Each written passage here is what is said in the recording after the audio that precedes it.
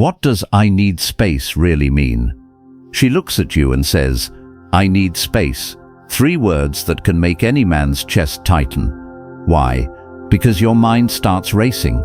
Did I do something wrong? Is she losing interest? Should I fight for her? Should I prove I'm the one? This is where most men panic. They start chasing harder, calling more, texting more, explaining themselves, proving their love. And what happens? She slips further away. The more you push, the colder she gets. The more you prove, the less she values you. Here's the crazy part. What if "I need space" doesn't mean what you think it means? What if it's not always rejection?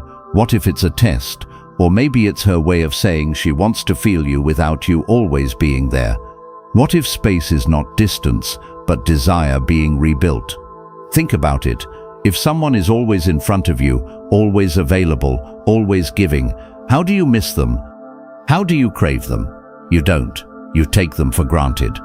And this is why chasing kills attraction. This is why proving yourself never works.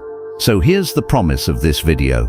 By the end, you'll know exactly what "I need space" really means.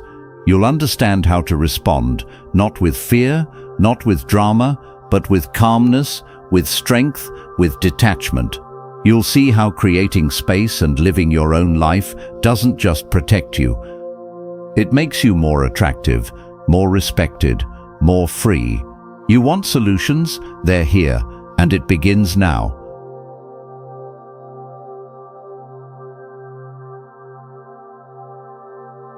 Why space feels like rejection, but isn't always. Here's the trap. Most men hear "I need space" and instantly think she doesn't love me anymore. Or worse, I'm about to lose her. But stop for a second. Is that really true? Or is it just how your fear interprets it? Think about it. If you panic every time she creates distance, what does that say? It says your sense of worth depends on her. It says you don't trust yourself to stand on your own. And if you don't trust yourself, how will she? Here's the ugly truth. Men are taught wrong. They're told to never let the girl drift, to close the gap fast, to prove they care more, to shower her with more time, more attention, more effort. But has that ever worked? Or has it always pushed her further? Ask yourself, have you ever smothered someone without meaning to? Have you ever given so much that they actually pulled away harder? That's the paradox. The more you chase space, the bigger it gets. The more you fill the silence, the less she listens. Now here's what most men don't realize. Sometimes "I need space" isn't about you at all. Sometimes she's stressed. Sometimes she's overwhelmed. Sometimes she wants to remember how it feels to miss you. And guess what? That's healthy. But if you panic and break down, you ruin the chance for her to reconnect. So the real problem isn't her words, it's your reaction. Do you spiral into fear? Do you explode in anger? Do you beg? Or do you stay calm, rooted, solid? Because your response decides everything. A man who respects space doesn't lose power, he gains it. Because when you don't chase what's running, you give it the chance to come back on its own. This isn't weakness, this isn't coldness, this is strength. The kind of strength women secretly want. The kind of strength that says, "I don't collapse when you pull away. I'm still me." And here's the question that will set the tone for the rest of this journey. When she asks for space, will you panic and chase? Or will you become the man who doesn't flinch, doesn't fold, and doesn't lose himself?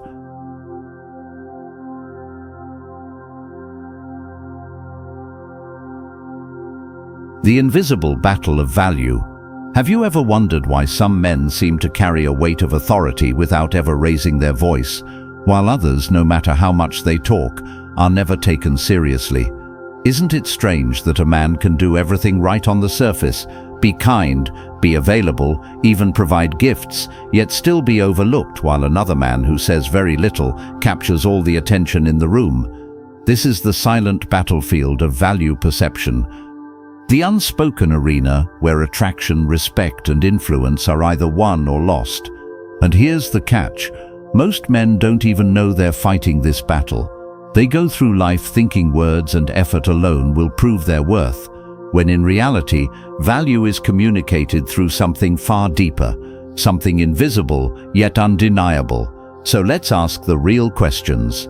Why do women instinctively gravitate toward the man who doesn't chase them, even if he says less? Why do some men give endlessly but end up ignored, while others give almost nothing, yet receive everything in return? Why does it feel like the harder you try to prove yourself, the less you're actually valued? Why do you sometimes feel invisible despite being present, generous, and even reliable? The truth is, the game is never about effort, it's about energy. A man who radiates groundedness, who is aligned with his purpose, and who holds himself with quiet certainty, will always project more value than the man who over-explains, over-offers, and over-gives. Women don't just listen to words, they feel energy. And energy is either abundant and magnetic or needy and repelling. Think of it this way. If a diamond were left in a drawer and no one spoke of its worth, would it still be valuable? Absolutely. Its value exists whether it's praised or not. But most men live like glass instead of diamonds. They constantly seek validation from others to confirm they're worth something, and in doing so they drain the very power that would have made them valuable in the first place. Here lies the real problem. The harder you try to convince someone of your worth, the more you unconsciously declare you don't believe in it yourself. And if you don't believe in it, why would anyone else? So here's the lesson buried in this invisible battle. Value is never proven, it's recognized. It comes from presence, purpose, and emotional control, not from seeking approval. Once you understand this, the dynamics shift. Instead of chasing validation, you create gravity. Instead of begging for recognition, you become undeniable. Now here's the question I'll leave you with. If you stopped trying to prove your worth for just 1 week and instead simply embodied it, calm, firm, unshaken, how differently would people treat you?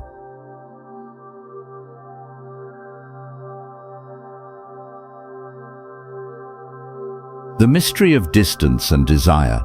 Have you ever noticed how something or someone becomes more desirable the moment it feels just out of reach? Why is it that when you finally stop calling, stop texting, and stop showing up every second of the day, suddenly the same woman who ignored you begins to wonder where you've gone? Why does absence stir curiosity while constant presence often creates boredom? These are not accidents, they're patterns. And they reveal one of the deepest truths about human nature. Distance creates value. But here's the problem most men fall into. They think closeness equals strength. They believe being always available, always accessible, and always present is the way to win someone's heart. Yet what usually happens, their presence becomes predictable, their attention becomes expected, and their value begins to fade, not because they are less valuable, but because they gave away the very tension that fuels attraction. Let's build the loop of questions that silently haunt many men. Why does a woman text you more when you stop chasing her, but ignore you when you give her constant attention? Why do people suddenly see your worth only after you walk away or withdraw? Why is it that the moments of silence make her think about you more than the hours of conversation you gave freely? Why do you feel drained after giving everything, while she feels intrigued when you give almost nothing? Why do the most desired men seem to move in and out of people's lives with ease, while the most available men are treated like background noise? The uncomfortable truth is this: scarcity awakens desire.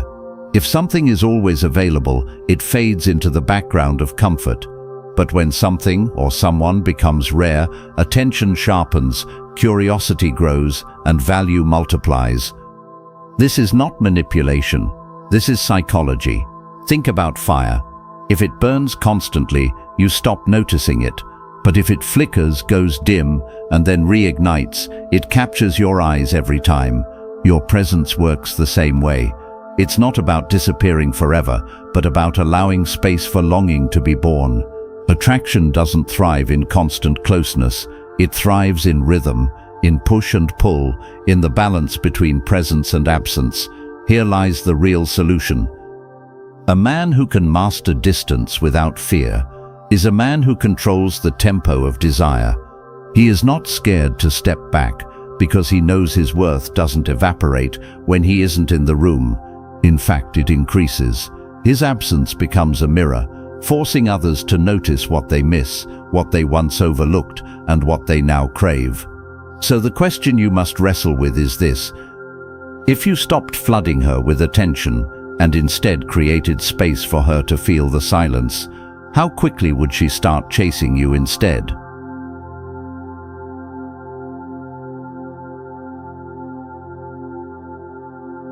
The silent power of emotional neutrality.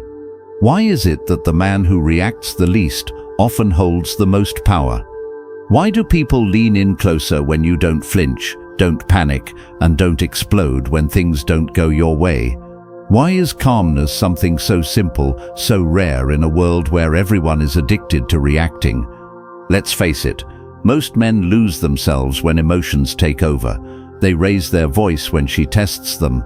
They chase harder when she withdraws. They argue when silence would have been stronger. And they surrender their power every time they show they cannot master their own storms. But think about this.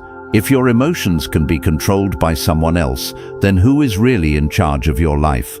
If her words, her moods, or her sudden coldness can flip your whole state upside down, then haven't you already given her the steering wheel? Here's the loop of problems most men secretly face. Why does she lose attraction when you over-explain, over-apologize, or overreact? Why do arguments spiral out of control when you try to win instead of staying composed? Why does a woman test you harder when she sees you flinch, but soften when you stand calmly in the fire? Why do you feel regret after reacting emotionally, but peace when you remain steady? Why do women call calm men mysterious and in control, while calling emotional men too much? It all comes down to this. Your calmness is your weapon. Emotional neutrality isn't about suppressing how you feel, it's about governing it. It's about being the mountain in the storm, not the leaf in the wind. Picture this: two men face the same test. One gets angry, defensive, insecure. The other smiles faintly, stays composed, and says little. Which one feels like the leader? Which one feels like the man of value? Which one feels like the one she can respect and trust? The answer is clear, and here's the deep truth. Women don't consciously want chaos. They crave stability.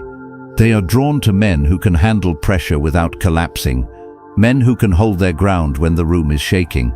That's why emotional neutrality is magnetic. It projects strength. It whispers, "I cannot be moved." So here's the solution you've been searching for. The next time she pulls back, tests you, or tries to stir your emotions, do not react. Do not chase. Do not crumble. Breathe. Stay calm. Let silence do the talking. Because when you master your emotions, you master the interaction, and when you master the interaction, you master attraction itself. The question now is, are you ready to be the man who no longer gets dragged by emotions, but instead stands so still that others can't help but feel your gravity?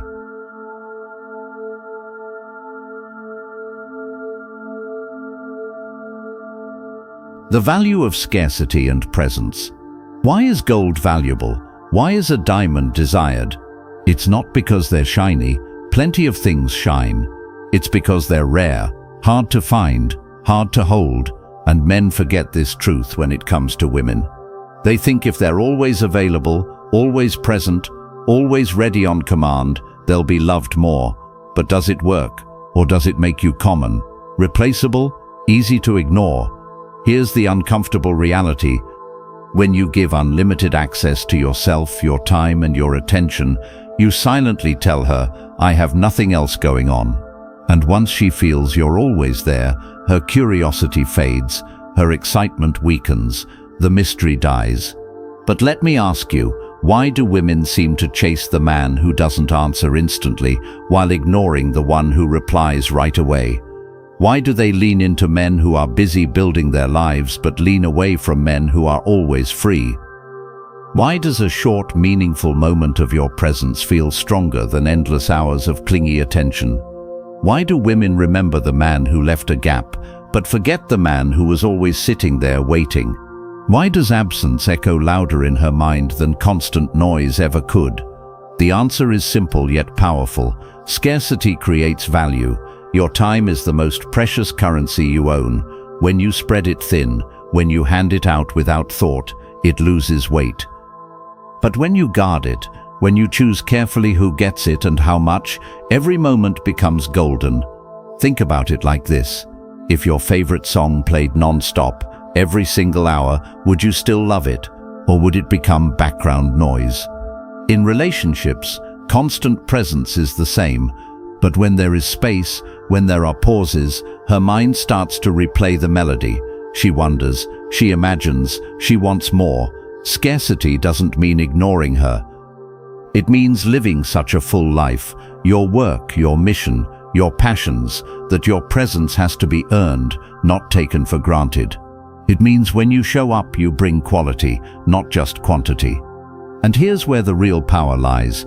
When a man is scarce, not because he's playing games, but because he's genuinely busy with his purpose, his value rises without him trying. He doesn't beg to be wanted, he becomes wanted naturally. So the real question is, are you willing to stop being always available and instead live in a way that makes your presence scarce, valuable, unforgettable? Because when you do, you stop being common. You become the rare man, the man she doesn't just want, but fights to keep.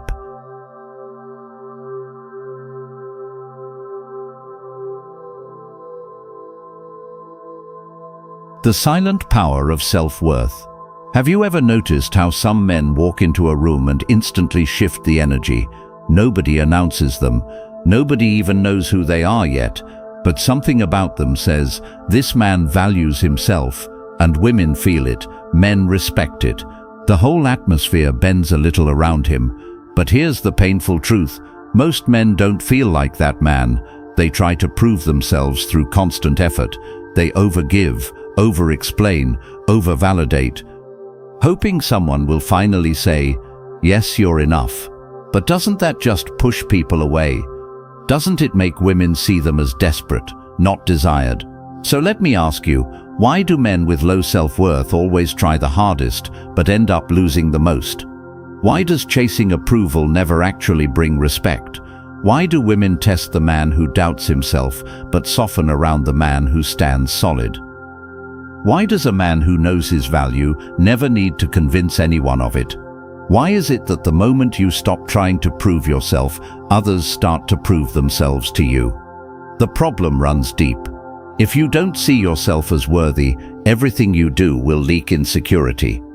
Your tone, your choices, even your silence. You can't hide it. She will feel it, people will sense it, and no amount of gifts, attention, or words will fix what self-worth hasn't built. Now here's the twist. Self-worth is not arrogance. It's not walking around shouting, I'm the best. That's insecurity in a louder outfit. True self-worth is quieter. It's steady. It's when a man knows deep down, I am enough, whether she stays or walks away. And do you know why that's powerful? Because it frees you. You're no longer chained to her moods, her approval, or her validation. You're not shaken by silence. You're not destroyed by distance. You're not controlled by fear of loss. You can care without clinging. You can love without begging. Self-worth creates an aura, the kind that can't be faked. It's in the way you carry yourself, the way you respond instead of react, the way you stand still when others are scrambling. Women don't want to be your whole identity.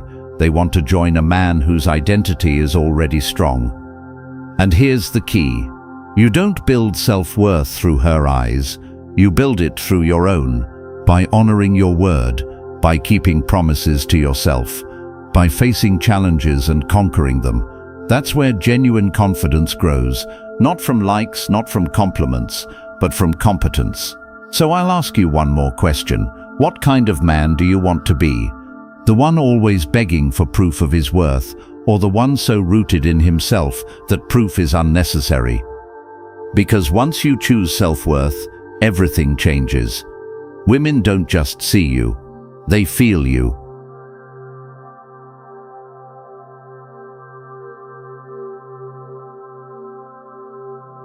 The storm inside, mastering your emotions before they master you.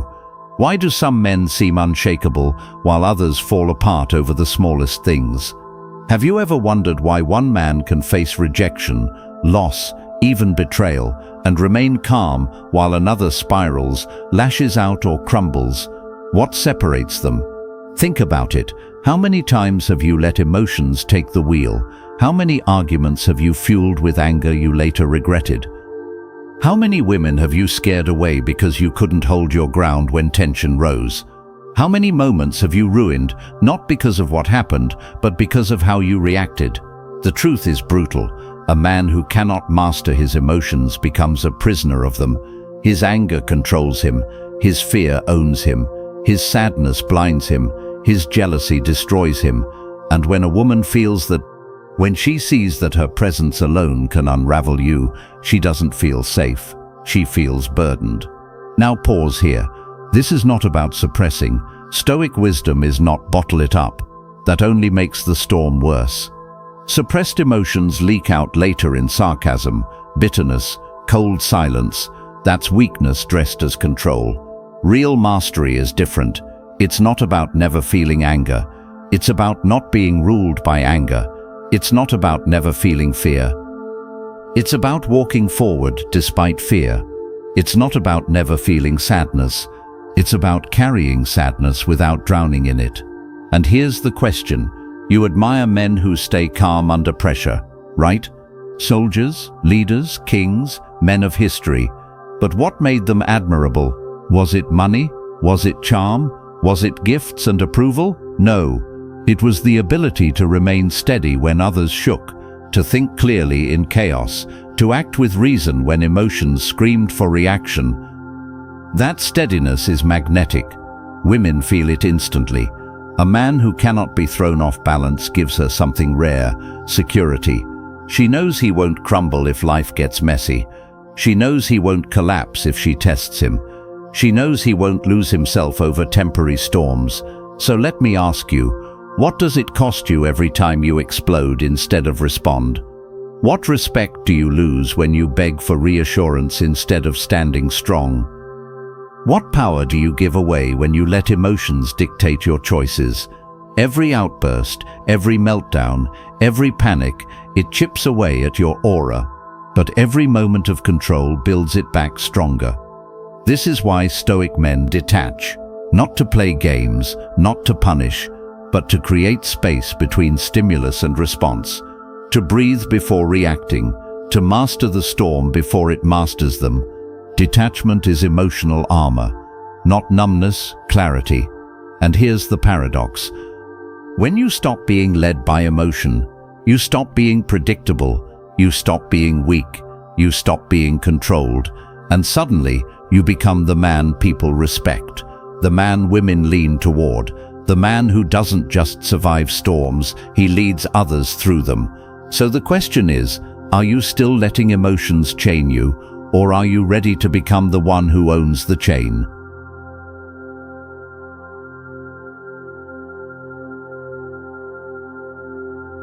Why value rises when you're not always there? Why is gold valuable? Why is diamond chaste? Why do people line up for limited edition sneakers but ignore the ones stacked in every store? It's simple. Scarcity creates desire. Rarity sparks obsession. Abundance kills value. Now think, why do so many men make themselves common? Why do they place themselves on call 24/7, answering every text within seconds, showing up at every request, reshaping their life around one woman's mood? And then they wonder why she loses interest, why she treats them as replaceable, why her excitement fades. Have you noticed it? The harder you try to always be available, the more she takes you for granted. The more you make her the center, the less she respects you.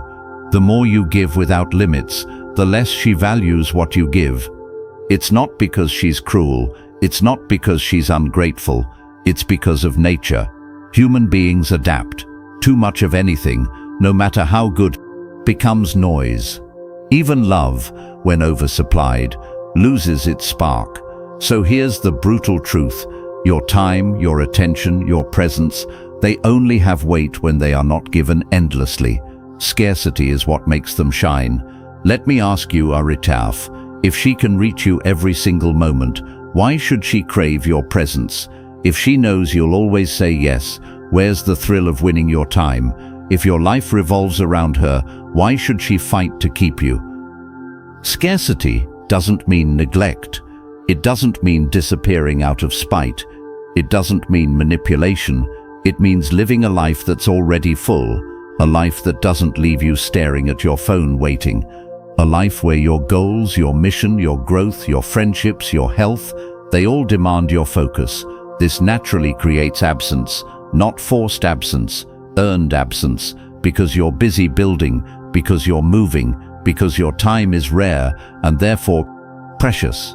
And here's what happens when you do this. She starts noticing the gaps. She wonders where you are. She begins to miss you, to think about you. Your silence becomes louder than your words. Your absence becomes presence. That's the paradox of scarcity. It makes you felt even more when you're not there. This flips the entire script. Instead of you chasing her attention, she chases yours. Instead of you begging for connection, she invests in earning it. Instead of you proving your worth becomes undeniable because your time is scarce and anything scarce is valuable. Now pause and be honest. How many times have you drowned your own value by being too available? How many times have you smothered the spark by showing up more than necessary? How many times have you let abundance kill attraction? Scarcity is not cruel, it's natural law, and when a man aligns with this law, his aura shifts. He no longer feels desperate. He no longer fears absence. He understands that distance builds longing, and longing builds attraction. So the question is this: are you willing to let your life be so abundant, so rich with purpose that your presence becomes rare? Or will you keep handing out the most valuable currency you own, your time, for free until no one treasures it?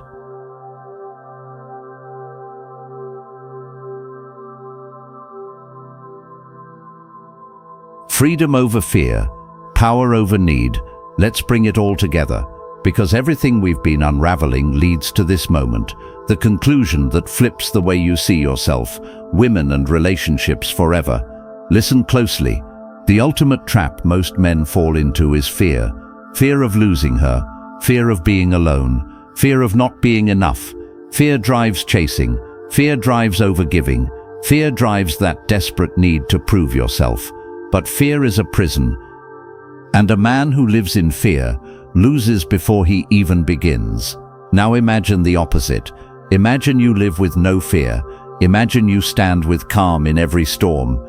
Imagine you walk into a room not needing to impress, but simply existing with a quiet power that no one can shake. That's freedom. That's attraction. That's peace. The secret solution we've been building toward isn't a trick. It isn't a line to say. It isn't a manipulative tactic. It's a way of living. It's choosing detachment over obsession, purpose over proving, scarcity over smothering, calm over chaos. Think about it. Why would a woman want to be with a man who abandons himself to keep her? Why would she desire a man whose entire identity is built around her approval? She won't. She'll respect, admire, and crave the man who carries himself like a mountain, steady, strong, present, yet never begging to be seen. And here's the beauty: you already have this within you. You don't need to buy it. You don't need to fake it. You don't need to chase it in others. You cultivate it by living your own life fully, by saying no when you must, by giving your time sparingly, by mastering your emotions instead of being ruled by them, by trusting yourself enough to stand alone if needed. Because when you do that, everything changes. She feels your strength without you speaking it. She respects your silence as much as your words. She sees that your world does not collapse without her, and that paradoxically makes her want to be part of it even more. This is the solution. You stop playing the game. You stop trying to hack attraction. You stop bleeding your energy into proving your worth. Instead, you live as if you are already enough. Because you are, and that's the energy that magnetizes. That's the energy that brings not just women, but respect, opportunities, and peace. So ask yourself right now, are you willing to let go of fear? Are you willing to stop making her your cage? Are you willing to step into the rare kind of man who doesn't chase approval but radiates strength from within? If yes, then you've already unlocked the answer. You see, the solution was never about getting her, it was about getting you back.